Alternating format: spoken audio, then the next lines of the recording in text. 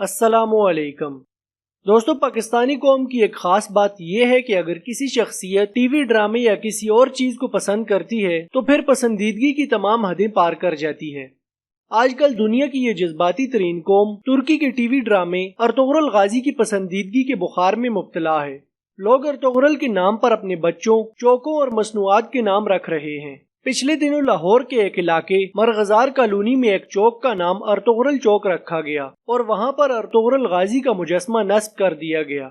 इसके अलावा अर्तुगरुल नस्वार और अर्तुगरुल सर्विस स्टेशन के बाद अब हाल ही में गुजरांवाला की पापड़ बनाने वाली कंपनी ने अपनी प्रोडक्ट का नाम अर्तुगरुल चस्का पापड़ रखकर इसका पोस्टर सोशल मीडिया पर शेयर किया है।